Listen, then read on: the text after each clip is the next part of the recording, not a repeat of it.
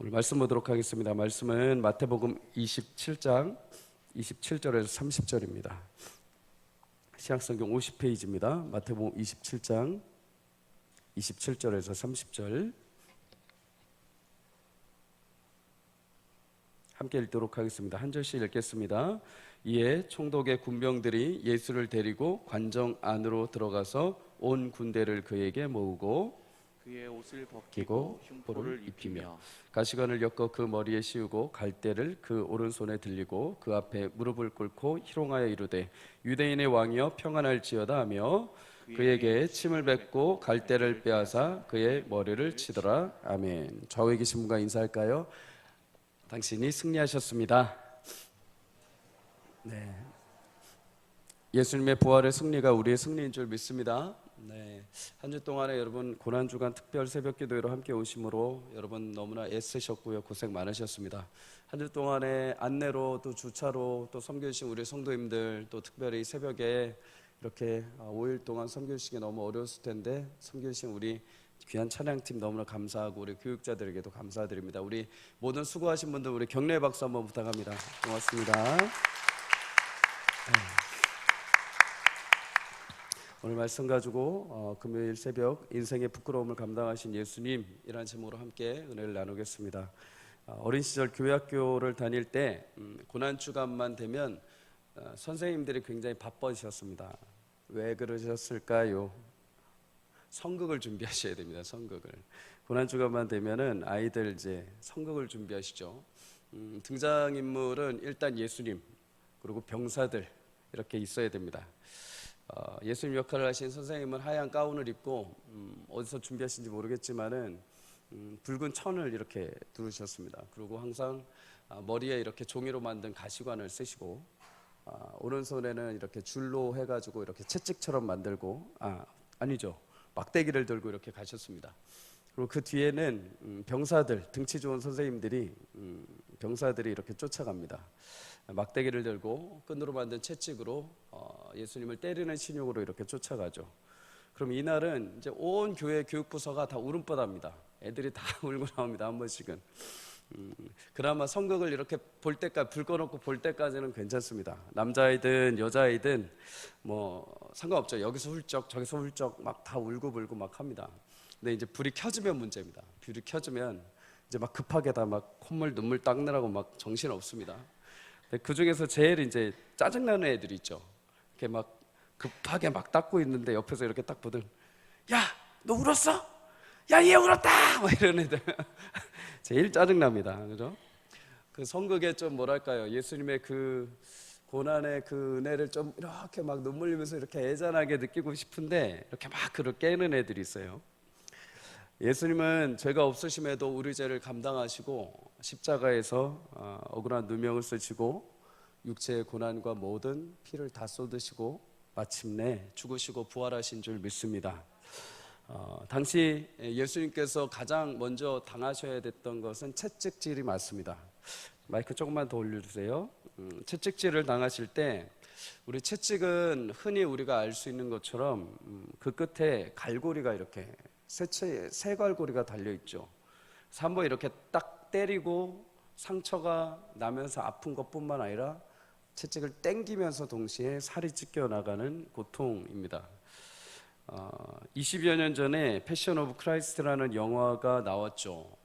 그때 이 영화는 굉장히 육체적인 고난을 되게 세밀하게 이렇게 묘사를 했습니다. 그래서 영화를 보는 사람들마다 예수님의 이 육체의 고난 때문에 눈물을 많이 흘렸던 경험이 있습니다. 예수님은 분명 육체적인 고난도 당하셨습니다. 십자가 형틀에 달리시기 전까지 육체적인 고난의 모든 채찍질과 피 흘림, 매맞음의 고난을 분명히 당하셨습니다. 그런데 우리가 이와 더불어서 예수님이 당하신 고난 가운데 한 가지를 더 기억을 해봐야 됩니다. 그게 뭐냐? 바로 조롱과 모욕의 고난입니다. 조롱과 모욕의 고난. 오늘 마태복음을 읽으면은 육체적인 고난과 더불어서 예수님이 수많은 조롱과 모욕을 통한 수치의 고난을 당하신 모습이 등장을 합니다. 그러면 굳이 맞고 빨리 죽으셨으면 되는데 왜 조롱과 모욕의 고난까지 당하셔야 했을까? 오늘 말씀을 통해서 잠시 하나만 살펴보려고 합니다. 대제사장들과 장로들이 무리들을 선동해서 예수님 대신에 바라바를 놔주라고 요청을 하게 됩니다. 빌라보는 이 바라바를 놔주라는 요청에 의해서 죄인이었던 바라바를 놔주고 예수님을 십자가 위에 군병들에게 내어주게 되죠. 십자가에 예수님이 달리시기 전에 군병들이 먼저 이끌고 간 곳이 있습니다. 27절에 보면 관정 안으로 예수님을 끌고 먼저 가게 되죠. 관정이라는 것은 그 당시에 군사들이 이렇게 모여 살고 있는 병영과도 같습니다. 그 안에 건물이 있고 또 그곳에 큰 운동장이 있었죠. 예수님이 그렇게 관정 안에 들어가셔서 27절에 보면 온 군대가 그 앞에 모였다고 말합니다. 당시 일반적으로 보병대 단위는 200명에서 한 600명 사이가 되었습니다. 그렇다면 최대 많으면 600명까지 그 막사 안에 같이 살고 있었죠. 예수님 앞에 최대 600명의 군사들이 모두 군집회에 있었던 거죠. 예수님은 큰 병영 안에 홀로서 수백 명의 군사들과 앞서 서 있었습니다. 왜 서 있었느냐? 이들이 이제 시작을 합니다. 무엇을요? 예수님을 향한 조롱을 시작을 하죠. 병사들은 예수님의 옷을 벗기고 홍포를 입힙니다. 당시 황제들이 입었던 복장 중에 자주색 복장이 있었습니다. 황제가 입었던 그 복장을 따라하기 위해서 예수님에게 홍포, 곧 주홍색 옷을 입힌 것이죠. 그리고 병사들은 머리에 왕은 쓰는 면류관 대신에 가시로 엮은 면류관을 쓰게 만듭니다. 왕의 손에 들었던 막대기와 같은 이 홀 대신해서 예수님에게는 오른손에 갈대를 쥐어주죠. 그리고 병사들 앞에 예수님을 세워놓습니다. 함께 모인 병사들은 약속이라도 한 듯이 홀로 서 계신 예수님 앞에 한쪽 무릎을 모두 꿇습니다. 그리고 이렇게 말하죠. 유대인의 왕이여 평안할지어다. 유대인의 왕이시여 평안하십시오. 기뻐하십시오. 만세 하면서 황제에게 하는 인사처럼 예수님에게 인사를 합니다. 진정 예수님은 유대인의 왕이셨습니다. 그 어떤 대관식보다도 화려하게 왕으로 등극하셔도 부족함 없을 정도로 엄청난 위엄이 있으신 왕이셨죠. 분위기만 보면 분명 왕의 대관식이었습니다. 환호하는 병사들 앞에 신실하게 서 있는 예수님. 그러나 우리는 알고 있죠. 병사들이 예수님에게 진짜로 왕의 대관식을 한 것이 아니라 비웃고 조롱거리를 만들기 위해서 가짜 대관식을 준비한 겁니다. 그리고 나서 그들은 30절에 이렇게 행동을 합니다. 침을 뱉고 갈대를 빼앗아서 예수님의 머리를 치게 되죠. 사람이 당할 수 있는 가장 치욕적이고 모욕스러운 몇 가지가 하나 있습니다. 그것은 많은 사람 앞에서 발가벗겨지는 것입니다. 그리고 침뱉음을 당하는 거죠. 아무리 멀쩡한 사람이라고 하더라도 사람들 앞에서 옷을 벗겨놓으면 수치스럽고 모든 박사학이든 뛰어난 지식이든 모두 허물어집니다. 예전에 군입대를 하고 나서 훈련소에 들어갔는데 훈련소에서 군복하고 네일을 준다고 해서 갔는데 다 같이 모인 그 뭐라고 할까요? 운동장이라고 할까요? 거기서 그 야외에서 탈의를 시키는 겁니다. 옛날이니까 그랬죠. 탈의를 시키고 그곳에서 다 한꺼번에 옷을 갈아입히는 겁니다. 1분도 안 되는 시간에 기관병들 앞에서 옷을 갈아입는 것만으로도 남자이지만 수치스러웠습니다. 그런데 예수님은 600여 명 가까운 병사들 앞에서 그 시선 앞에서 겉옷이라 하더라도 그것을 다 벗김을 당하고 희롱을 당한 것이죠. 침뱉음은 어떨까요? 단순히 그냥 침뱉음은 더럽고 역겨운 것이 아니죠. 침뱉음은 분명 육체인 고통을 가하는 것뿐만 아니라 침뱉음은 그 영혼의 상처를 주는 것이죠. 사람을 초라하게 만들고 내 스스로를 가치 없게 만드는 행동입니다. 또한 사람의 본질과 생명이라 할 수 있는 머리를 친다는 것은 어떨까요? 그 상대방의 전 존재를 완전히 무시하는 것이죠. 예수님은 유대인의 왕이라는 환호 속에서 이런 모욕과 희롱을 당하시게 됩니다. 그렇다면 예수님은 자신이 진짜 유대인의 왕이심에도 불구하고 이런 타이틀 속에서 왜 이런 모욕과 멸시를 당하셔야 했을까요? 이유는 딱 하나입니다. 자신이 속한 나라, 자신에게 속한 백성들, 자신의 인생들이 가지게 될 모든 부끄러움과 수치를 본인이 스스로 모두 감당해 내시기 위함입니다. 모욕과 희롱, 그 모든 것의 결말은 상대방에게 수치를 주고 부끄러움을 주는 것입니다. 결국 앞에 있는 모든 것들은 당할 때도 기분 나쁘지만 마지막 그 끝에는 부끄러움으로 자신의 가치를 상실하게 만드는 것이죠. 부끄러움이란 이 감정, 사실 우리에게 태초에 하나님께서 사람을 창조하셨을 때는 없던 감정입니다. 태초에 하나님께서 사람을 만드셨을 때는 굉장히 아름답고 존귀한 존재로 지어졌죠. 그만큼 선하고 아름다운 존재로 하나님께서 우리를 빚어내셨습니다. 그러나 창세기 3장에 아담과 하와가 선악과를 먹으면서 하나님 앞에 불순종함과 동시에 이 부끄러움이라는 것이 들어오게 됩니다. 창세기 3장 7절 우리 다 함께 읽겠습니다. 시작. 이에 그들의 눈이 밝아져 자기들의 벗은 줄을 알고 무화과 나무 잎을 엮어 치마로 삼았더라. 아멘. 죄의 첫 시작이죠. 죄로 인해서 아담과 하와는 순결했던 영적인 눈을 잃어버리게 됩니다. 아니요, 죄의 눈이 띄어지게 되죠. 그와 동시에 가장 처음 죄의 결과로 마주했던 것은 자신들 서로가 발가벗겨진 것을 보게 된 것입니다. 그 전까지는 죄에 대한 기준이 없었기 때문에 발가벗겨져 있든 어떤 실수를 하든 무엇을 하든 그것이 죄로 보이지 않았죠. 아니요, 죄라는 것이 공존하지가 않았죠. 근데 이제 눈에 그것에 죄에 대한 부끄러움이 들어오기 시작을 합니다. 서로에게 보았을 때 서로가 벗겨져 있는 것을 보면서 부끄러움과 수치라는 것을 처음으로 느끼게 되죠. 이 부끄러움과 수치를 뭘로 가리려고 합니까? 무화과 나뭇잎으로 갈아버리고 합니다.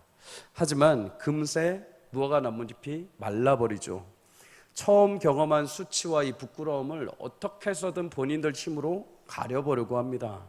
그런데 가리면 가릴수록 말라버립니다. 오늘 가렸던 무화과 나뭇잎이 저녁에 말라버리듯이 인생에서 여러 가지 수치와 부끄러움이 발생을 하는데 가려지지가 않는 것이죠. 비록 생명은 여전히 연장되고 있지만 죄로 인한 비참한 현실과 이 부끄러움은 자신들의 노력으로는 결코 가려지지가 않는 것입니다. 그런데 그런 죄 가운데 있던 아담과 하와를 이제 하나님께서 에덴 동산에서 내어 쫓으십니다. 그런데 그 속에 하나님은 이들을 완전히 버리지 않으시고 하나의 소망을 심어주시죠. 그게 무엇인가? 그들에게 가죽옷을 지어 입혀서 내보내시는 겁니다. 가죽옷을 입힌다는 것은 어떤 특정한 동물을 죽여야 하는 것이죠. 특정한 동물을 죽여서 그 가죽을 취해서 아담 하와에게 입혀주셨다는 것입니다. 우리는 그 가죽 옷의 상징이 무엇인지 성경을 통해서 알 수가 있습니다. 창세기 3장 15절을 다 함께 읽습니다. 시작. 내가 너로 여자와 원수가 되게 하고 내 후손도 여자의 후손과 원수가 되게 하리니 여자의 후손은 내 머리를 상하게 할 것이요 너는 그 발꿈치를 상하게 할 것이니라 하시고. 아멘. 죄로 인한 인간의 수치와 부끄러움 속에 하나님은 희망의 복음을 심어주셨습니다. 약속하신 대로 훗날 인간의 몸에서 날 그 한 사람이 온 인류에 주어진 죄로 인한 부끄러움과 수치를 반드시 감당하시고 회복하게 하신다는 것입니다. 그분이 누구이십니까? 예수 그리스도이신 줄 믿습니다. 예수는 특정 어느 누군가 뿐만 아니라 온 인류의 왕으로 오셔서 모든 백성의 수치와 부끄러움을 감당하신 줄 믿습니다. 그를 위해서 그는 죽기 직전까지 인생이 감당해야 될 모든 모욕과 조롱과 희롱과 수치와 부끄러움을 스스로가 온몸으로 감당해 내셨습니다. 로마서 5장은 아담 한 사람의 죄로 인해서 모든 사람이 죄로 인해서 죽음을 당하게 되었다고 말합니다. 대표의 원리이죠. 아담의 원죄로 인해서 모든 이후의 혈통들이 다 죄로 죽을 수밖에 없는 운명에 처했습니다. 마찬가지로 비록 아담은 죄로 인해서 실패했지만, 죄로 인해서 인생의 부끄러움과 수치가 다가왔지만, 인류의 모든 조롱과 수치가 발생했지만, 한 사람, 하나님이 보내신 온 인류의 왕이신 예수님, 그 예수님은 인생의 모든 죄와 수치와 부끄러움을 감당하시고 우리 인생에게 자유와 평안과 기쁨을 허락하신 줄 믿습니다. 여러분, 그렇게 예수님이 조롱당하실 때 어떻게 행동하신 줄 아십니까? 억지로 행동하신 것이 아닙니다. 억지로 내가 너희 때문에 내가 이렇다라고 부끄러움을 당하시지도 않았습니다. 이사야 50장 6절은 이렇게 말합니다. 나를 때리는 자들에게 내 등을 맡기며 나의 수염을 뽑는 자들에게 나의 뺨을 맡기며 모욕과 침뱉음을 당하여도 내 얼굴을 가리지 아니하였노라. 메시아 예언의 말씀입니다. 그는 우리의 모든 모욕과 수치를 위해서 원수들에게 등을 내어 주셨습니다. 침뱉음을 당하였다라고 말씀합니다. 심지어 그 모욕과 희롱의 순간에도 얼굴을 가리지 아니하셨다고 합니다. 여러분, 순간적으로 죄송하지만 누가 여러분의 얼굴에 침을 뱉으면 어떻겠습니까? 침이 아니라 손가락만 이렇게 살짝 갖다 대려 해도 우리는 얼굴을 피합니다. 눈을 감으려고 하죠. 근데 예수님은 그게 마치 예견이라도 되신 듯, 마치 그것이 자신의 것인 양 그냥 얼굴도 돌리지 않고 숙이지 않고 가리지도 않고 그걸 다 받아내셨다고 합니다. 마치 우리 인생에 찾아온 작은 모욕과 수치, 부끄러움, 나는 그 부끄러움 하나 때문에 죽을 것 같은 그 작은 수치 하나라도 어떻게 해서든 예수님은 다 마치 받아내시기 위해서 하나도 과감 없이 그 모든 것을 다 자신의 것으로 여기시기 위해서 예수님은 그 온 몸으로, 얼굴로 하나도 피하지 아니하시고 다 받아내셨습니다. 사랑하는 성도님들, 흔히 우리는 구원이라고 안 하면 단지 그냥 죽어서 얻는 천국, 죽음 다음에 내가 얻게 될 어떤 영원한 생명으로만 생각을 합니다. 그러다 보니까 기독교 신앙생활이 마치 천국 가기 전까지 맨날 버티는 싸움을 만들어 버립니다. 내가 죽기 전까지는 어떻게 해서든 내가 살아내야 되고 죽은 이후에 천국은 내 것이다 하면서 치열하게 그냥 힘겹게 혼자 막 고군분투하며 살아가죠. 주일날 예배 드릴 때는 천국이 와 있습니다. 근데 세상에 나가서 살 때는 치열하게 내 힘으로 살아갑니다.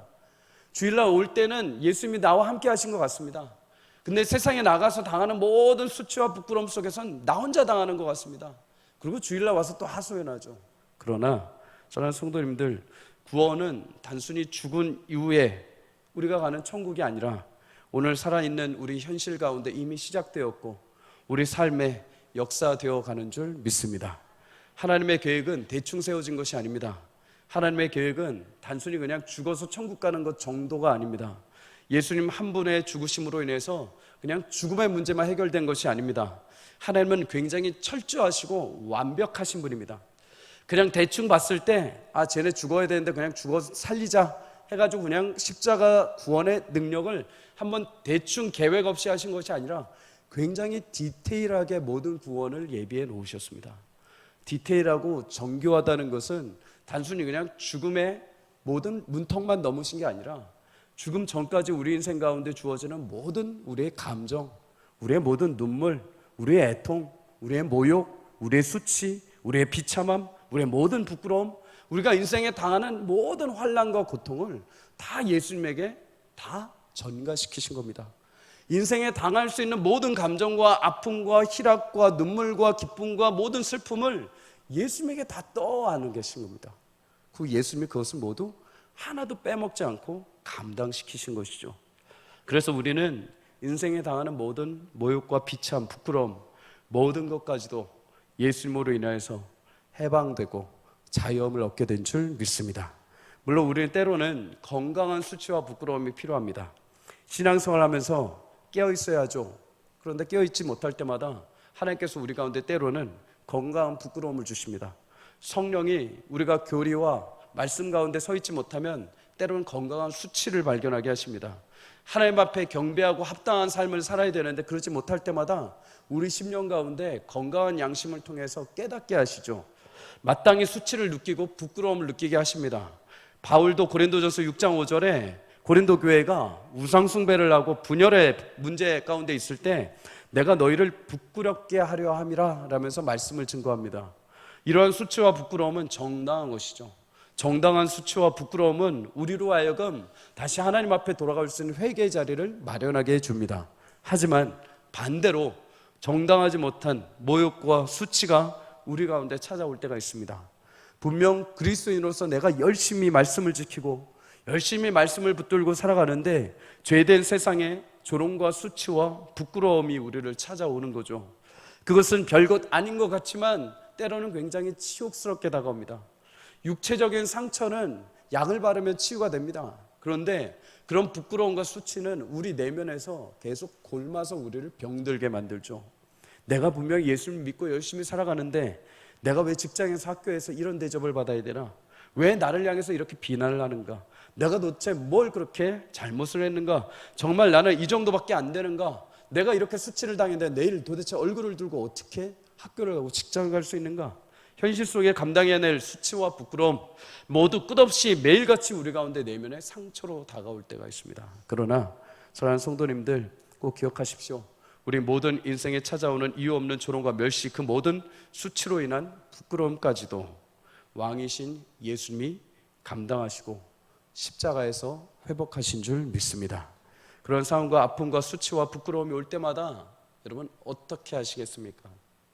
물론 우리가 상담을 받기도 하고 치유받기도 해야 되겠죠. 그런데 우리가 성도로서 딱 하나만 기억하셔야 됩니다. 히브리서 12장 2절 우리 다 함께 읽겠습니다. 시작. 믿음의 주요 또 온전하게 하신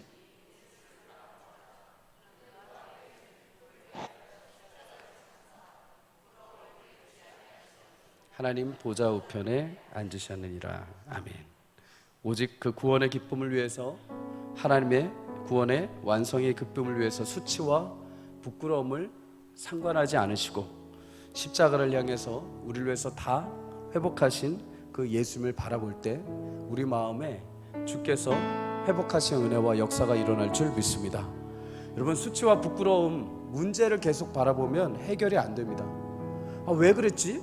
내가 왜 그렇지 하면서 우리는 그것이 내 스스로가 해결이 안 됩니다. 그것은 오히려 계속해서 내 안에 문제만 발생시키는 것이죠. 여러분, 내 안에 수치와 부끄러움이 발생될 때는 그 수치와 부끄러움을 이미 온전한 회복으로 완성하신 예수님을 바라볼 때 치유가 되는 줄 믿습니다. 사랑하는 성도님들, 세상, 죄악된 세상은 우리 가운데 끊임없이 수치와 부끄러움을 발생시킵니다. 그게 죄의 원인입니다. 그러나 죄의 원인을 파고들면 파고들수록 더 부끄러움만 발생하죠. 그러나 그 모든 죄를 완성하시고 치유하시고 회복하신 예수님을 바라볼 때 우리는 그 수치와 부끄러움에서 자유하게 될 줄 믿습니다. 예수님은 우리가 처음에 창조되었을 때보다 더 아름답고 존귀한 영광의 자녀들로 우리를 회복하신 줄 믿습니다. 사랑하는 성도님들, 세상에 달려오는 수많은 부끄러움과 수치 속에 가둬 계시지 마시고 우리를 새롭게 하신 예수님의 십자가의 은혜 앞에 여러분이 존귀한 하나님의 자녀됨을 확신하시며 그 모든 부끄러움 가운데 자유할 수 있기를 주 이름으로 축복합니다. 예수님의 십자가가 우리의 마음을 다시 회복하시고 오늘 이 새벽에 나의 상한 마음과 부끄러웠던 모든 죄의 과거들을 주님께서 다시 일으켜 세우셔서 우리 영혼이 소성되는 귀한 아침이 되기를 주 이름으로 축복합니다. 예수님의 십자가 부활은 예수님만 살아나신 것이 아니라 나 또한 주와 죽고 주님과 함께 살아나신 귀한 실제이고 사실인 줄 믿습니다. 예수님을 통해서 마음의 소망과 위로와 회복을 얻고 다시 여러분 믿음의 귀한 하나님의 아들, 딸로 이 땅을 담대하게 살아가는 귀한 고난주간이요 부활주일이 되시기를 주의 이름으로 간절히 축복합니다. 우리 이 시간 함께 찬양하고 기도하도록 하겠습니다. 주여, 우린 연약합니다.